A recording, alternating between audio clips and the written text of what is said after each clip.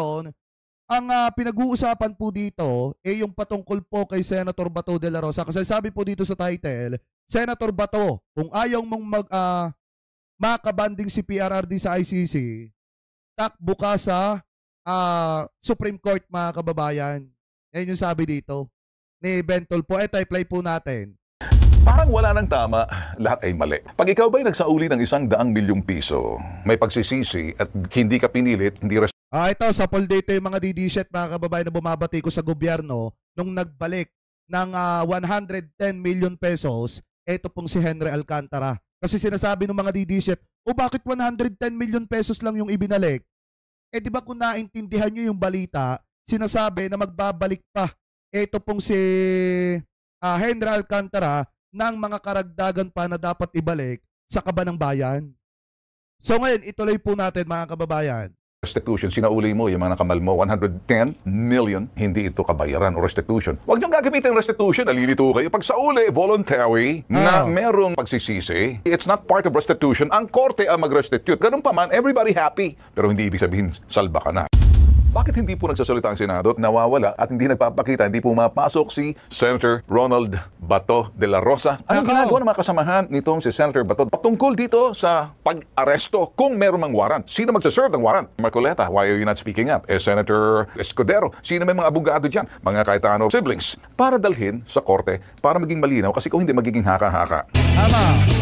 Ben Tulfo Unfiltered. Kontra po kami sa lahat ng uring panlalabis, pananamantala, pang-aabuso, pagpapabaya at labis na kasakiman.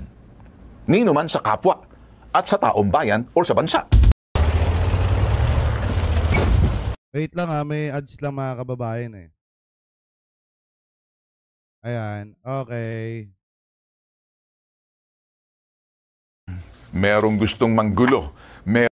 Merong gustong manggulo. Merong nag-uudyok. Merong ginagalit. Merong labing makikinabang habang may kaguluhan, may kalituhan. Inuudyok yung tao magalit. The more nagagalit yung tao, the more nawawala ng kumpiyansa sa kasalukuyan kung sino man nakaupo, regardless kung sino man ang administrasyon. Kasi meron pong nabubunyi, may kalituhan, may walang katiyakan at gusto po. Kasi isipin nyo, mga kababayan, sa lahat na nangyayari ngayon, sino ba ang posibleng makikinabang in the end dito, mga kababayan? Kapag yung gobyerno ay nawala ng kumpiyansa dito po sa ginagawang pag-iimbestiga sa maanumalyang flood control. Sino ba ang makikinabang, mga kababayan dyan? Siyempre, alam nyo na kung sino yung tululaway na nag-aasam-asam na maging presidente. Anyway, tuloy pa natin. Po nilang magkagulo, nawala ng sinasabing tiwala sa sistema. Hindi po ako sa administrasyon, wala po ako sa posisyon, independente po kami nagsasalita. Do not associate me sa mga Duterte o Marcos, posisyon, administrasyon. Ang pinanilbihan po namin ay isang taong bayan, pinakikita po namin, kapakanan ng tao bayan. We, the sovereign people of the Republic of the Philippines, deserve more. Doon sa sinasabing serbisyong binibigay ng gobyerno, yung gobyerno pinagtatrabaho natin, pinasasweldo natin, niluluklok natin, binibigyan natin, sila, tayong amo, sila ang mga manggagawa natin. Pero ba't baliktad? Kailan ba natin nakita yung mga boss na nagpapasahod sa kanila? Sila ang naninilbihan. Sila ang nag-a-apply ng trabaho. Sila ang kinukuha natin. Pero sila, mga suwail. Di ba nakakagalit? Tama. O magalit kayo sa sistema at kaguluhan. Mag-iingat po kayo. Namamawis-mawis na bang anit mo ba to? Nagtatago ka, nanonood ka. Dito muna, pakita ka. Yun lang. Magbigay ka na ng pahayag. Huwag naman yung parang Senator Bato, sabi ni Sir Ben Tulfo, namamawis-mawis na ba daw yung anit mo? Dahil nagtatago ka na sa kamay ng batas. Magbigay ka naman daw ng pahayag mo, Senator Bato, kung ano na bang update sa'yo. Kasi yung mga nagtiwala sa'yo, ng mga DDC, tumaasa na na magtatrabaho ka ng maayos. Diba? Eto, tuloy natin. Yun lang. Magbigay ka na ng pahayag. Huwag naman yung parang sinususpensos. Kita ka. Nanonood ka. Mawis-mawis na bang anit mo ba to? Nagtatago ka, nanonood ka. Ka muna, pakita ka. And yun lang, magbigay ka na ng pahayag. Huwag naman yung parang sinususpense mo mga tao, kaya ganun situation. Bakit hindi po nagsasalita ang Senado at parang magbadala ho ng query or katanungan sa Korte Suprema para maging malinaw kung nga ba'y meron ng warrant kay Senator Bato de la Rosa mula sa ICC at sino pong mag-serve niyan? Walang nagtanong sa Korte Suprema, kaya ang Korte Suprema wala pong gagawin. Kung wala magtatanong, wala pong sasagot. So, saan manggagaling ang katanungan? Sino ba dapat mag-initiate ng action? Alam ba naman yung taong bayan? Kauri niya sa Senado, kayo magagaling na mga senador, questionin nyo para magkaroon ng linaw. Dadaan pa ba sa korte o diretso ibibigyan na natin? Pagkatapos, sige, tulad ng nangyari kay PRRT, diretso na. Kasi kung hindi, this is deja vu. Marami pong magagaling ng mga abogadong mga senador dyan sa Senado na gusto kong hamunin na sabihin na Senator Marcoleta, why are you not speaking up? Senator Cayetano, Senator Escudero, sino may mga abogado dyan? Mga Cayetano siblings, para dalhin sa korte, para maging malinaw, kasi kung hindi magiging Pero may nakita tayong balita mga kababayan nasan ba yun? Na ipinababasura yung guilty plea. Tama ba yun? Wait lang. Alam ko meron ako dito mga kababayan. Kasi mga kababayan, ang pagkakalam ko parang may TRO na ata si Senator Bato dati. Eto yan Sabi po dito sa News 5, eto daw, Solgen sa apila ni Senator Bato versus ICC warrant. Hiniling ni Solicitor General Darlene Berberabe sa Korte Suprema na ibasura ang apila ni Senator Bato de la Rosa para maglabas ng temporary restraining order laban sa posibleng arrest warrant na inilabas ng International Criminal Court ICC para sa senador. Giit ng Office of the Solicitor General OSG, maituturing na speculative at walang pruweba na may warrant of arrest ng ICC laban kay De La Rosa. Dahil dito, walang basihan ng takot na nararamdaman ng senador at kanyang pamilya mga kababayan. Ito siguro ang nakikita ko mga kababayan dito, tinesting lang ni Ombudsman Boying Remulla, ito pong si Senator Bato de la Rosa. Baka nga pinitik lang ng kaunti Kumbaga parang tinakot lang, ginoke lang mga kababayan, ganon. Diba sinabi publicly. Tapos eto naman si Senator Bato de la Rosa, kasi nga sinusubukan lang siya ni Ombudsman Boying Remulla, natakot naman bigla. Nagtago mga kababayan at hindi na po nagpapapasok at hindi na nagpakita sa publiko. So sa madalit salita, parang naprank pa nga dito ni Ombudsman Boying Remulla, ito pong si Senator Bato de la Rosa. Pero dalawa kasi nakikita ko mga kababayan dito Kasi kung may warrant of arrest na si Bato de la Rosa, dapat ba sabihin agad publicly? Di nakapagtago na, nakapaghanda na. Kaya mga kababayan, ako po talaga, medyo hilaw po dito sa usapin pong ito. Kasi nga, para po sa akin, pag may warrant of arrest, dapat secretly lang yan. Sinusurprise lang. Yung para ma-arresto agad at mapapanagot agad mga kababayan. Diba? So ngayon sabi pa dito, basahin pa natin. Hindi rin umano maituturing na opisyal ang pahayag ni Ombudsman Boying Remulla na unang naghayag na ipinaaresto na ng ICC si De La Rosa. Pinuna naman ni Attorney Israelito Torion, abogado ni De La Rosa, ang naging hakbang ng OSG dahil hindi umano ito nagtutugma sa naunang nilang posisyon mga kababayan. So ngayon, ipinababasura na mga kababayan yung TRO, plea ni Senator Bato de la Rosa versus umano sa ICC warrant, pinababasura na po ng OSG dyan po mga kababayan sa Supreme Court. So ibig sabihin, may apila yung kampo ni Bato de la Rosa, humihiling ng TRO dyan po sa Supreme Court mga kababayan. Pero yan po yung pinababasura ngayon ng OSG. So parang ang dating dito, lumapit na pala sa Korte Suprema, ito pong kampo ni Bato de la Rosa. Ngayon mga kababayan, tuloy ulit tayo dito kay Sir Ben Tulfo. Haka-haka. Sa kapakanan ng taong bayan, we the sovereign people of the Philippines na hindi po sa ilalim ng ICC. Unless kung ito'y hinahand over na natin, hindi magsasalita ang korte, magkakaroon ng maraming agam-agam. May pa. Anyway, shoutout sa inyong lahat. Yung mga hindi pa po nakakapag-like dyan, papasko nyo na to sa akin mga kababayan. Like nyo lang po sana yung ating live streaming mga kababayan. Anyway, thank you po sa inyong lahat. po ang Senate na hindi naman po siya pwedeng arestuhin sa loob ng Senate. Pero wala pong sinasabi pagdating sa labas kung isa-serve yung warrant. Bago po tayo tumingin sa epekto ng problema, tingnan po muna natin. Yung kay PRRD na dala sa Hague, and then dahil na-transport na siya, mutan academic, there's nothing you can do. Nasa pangangalaga na po siya ng ICC sa The Hague, Netherlands. Itong kay Bato, sino po maglilinaw? Ang Korte Suprema po dapat. Ang Korte Suprema hindi naman po magbibigay ng pahayag o pronouncement patungkol doon sa legalidad na pag-aaresto kay Bato. Kung talagang merong mag-i-inquire at linawin doon sa ating Supreme Court, ako po bilang isang journalist asking question, itong nangyayari ngayon dito, hanggat wala pong magbibigay po ng query or katanungan na dadalhin sa Korte Suprema kung nga ba'y ito pong legalidad na warrant of arrest, kung meron nga ba. Kasi ang dami pong nagsasabi, nandiyan po yung DILG. Lahat sinasabi, ganun din po Ay, Tol Crisulo, matulog ka na.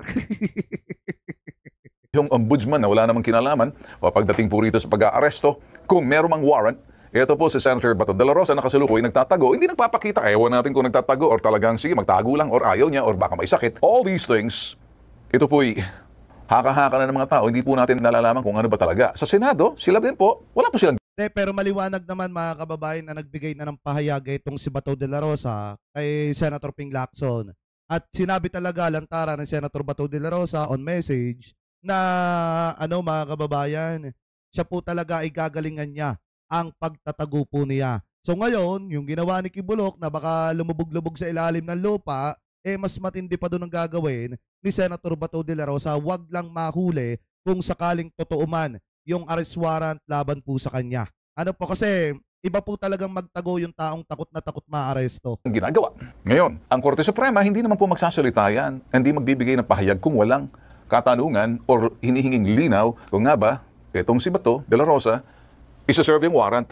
Hindi ba dapat sa hukuman idaan muna? And then sasabihin, stop, we will exhaust all legal remedy.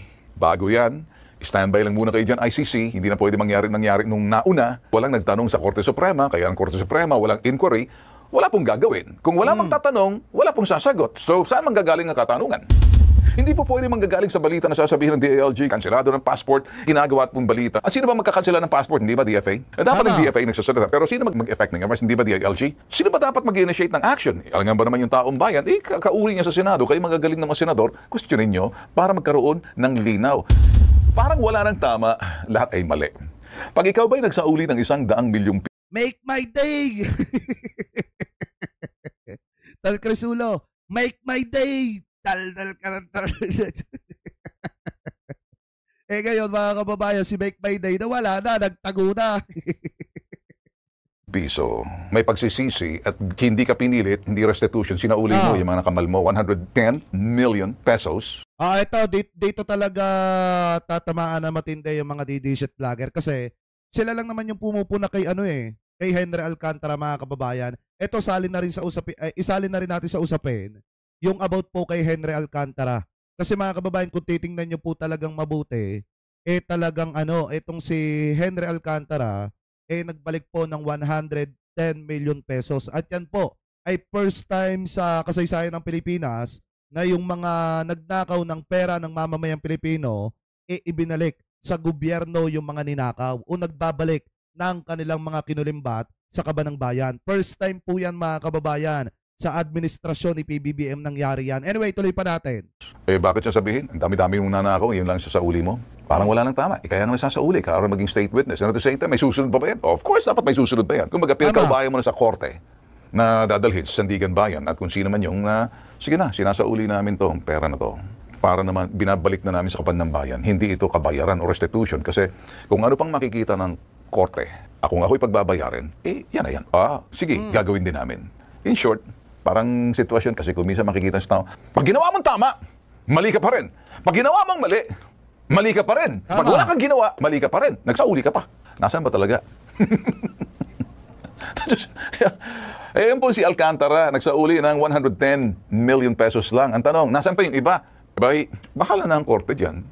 At saka maliwanag din naman mga kababayan, sinabi din naman sa iba't ibang pahayagan na magbabalik pa si Alcantara ng iba pa mga kababayan na napapunta sa kanyang pera ng mamamayang Pilipino. Ayoko kasi sabihin kinulimbat dahil medyo masakit yon sa mga DD-shit na sumusuporta sa mga kaalyado ni Digonggong.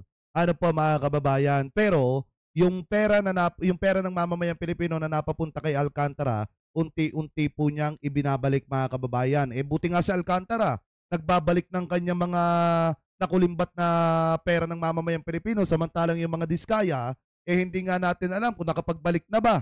Kumbaga, bond money yun. Kumbaga, parang hindi naman yan suhol. Sige, siguro magdating natin, pakinggan po natin si DOJ Secretary Frederick Vida sa kanyang mensahe. Pagdating dito, ayan po ay nasasaksihan yung cash turnover. Ito po ay parte ng restitution.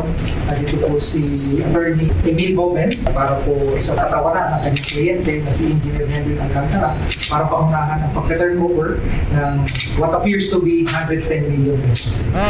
Pagkatapos din po nito, gagampanan naman po ng Bureau of Treasury kasama po ang mga kapatid natin sa Landbank para po i-validate yung cash out itong halaga na sa akin. Senator Marcoleta dyan, pag ginamit yung restitution, huwag niyong gagamitin yung restitution, nalilito kayo. Pag sa uli, voluntary, na may... May pahagi kay Marcoleta eh.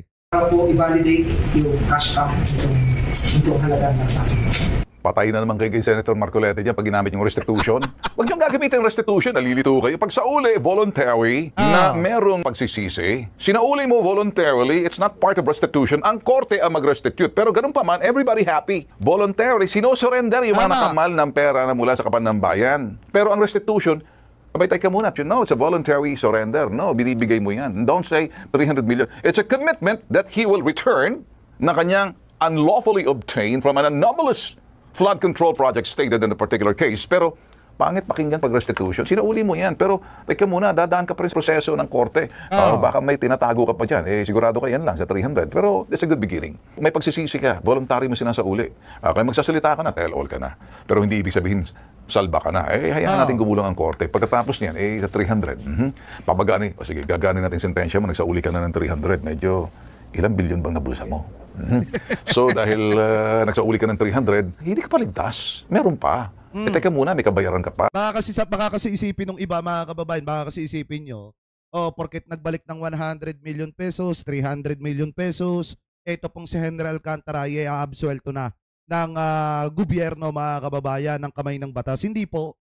Unang-una, mga kababayan, yung pong ginawa niya na pagbabalik ng mga nakulimbat po niya na pera ng mamamayang Pilipino, yun po ay kasama po talaga sa proseso, mga kababayan. Kumbaga, voluntaryo lang talaga siya na nagbalik ng pera ng taong bayan, mga kababayan. So ngayon, dadaan pa rin po yan sa tamang proseso. Ano po, at ang batas, ang mga hukuma na magsasabi kung ano pa dapat ang kahantungan nito pong mga kaso ni Henry Alcantara. Ano po, wag po kayo magpapapaniwala doon sa mga DDSet na sinasabi na ganito, ganyan, porket nagbalik ng pera, iaabsuelto na, wala pong katotohanan yun, mga kababayan. Anyway, tuloy pa natin. Siyempre may pananagutan ka sa hukom. Kung ano yung pananagutan mo, mababang sentensya dahil nagsauli ka, dahil may pagsisisi ka sa ginagawa mo at ayaw mo nang ito'y bate na sinasauli mo. Voluntary, huwag natin pangit pakinggan restitution kasi legal term, korte lang ang pwede yan. Ini-impose upon you. Eh wala pa namang ano. Pero kung yan, tinatanaw ng restitution, okay rin na parang restitution, kabayaran. Hindi. Sinasauli mo dahil sobra-sobra yan. Parang meron pa ba? Kasi kung meron pa, teka muna. Nasaan napunta? Teka muna, hirap hanapin yan. Baka may sabihin, mahal na hukom, wala na po, yan lang po. Ako po'y nasa sa inyo na po, humihingi na po ako ng kapatawaran. At ito sasabihin ko na si ganyan. Ito. Bumalik. Wait lang. Ayan. Tuloy natin. Lahat ay mali. Pag ikaw ba'y nagsauli ng 100 milyong piso, may pagsisisi at hindi ka pinilit, hindi restitution, sinauli mo yung mga nakamal. Yun na pala yun, mga kababayan. So ngayon, para sa akin, mga kababayan, tama lang naman yung ginawa po ni Henry Alcantara na ibinalik niya yung iba sa mga nakulimbat po niya. Pero hindi porket nagbalik siya ng pera, maaabsuelto na siya, mga kababayan, sa kanyang kasalanan. Gaya nga ng sabi ko kanina, mali po yung mga nagsasabi na maaabsuelto. Ito pong si Henry Alcantara. Siguro bababa lang yung sintensya, pero kailangan niya pa rin managot sa mga ginawa po nilang pagkakamali sa pera ng mamamayang Pilipino, mga kababayan. So kayo, kung kayong tatanungin, ano po masasabi ninyo? Hingil po dito sa mga sinabi ni Sir Ben Tulfo, mga kababayan, dito sa kanyang YouTube channel na Bitag. So comment below na lamang po kung ano po masasabi ninyo. Hingil po dyan.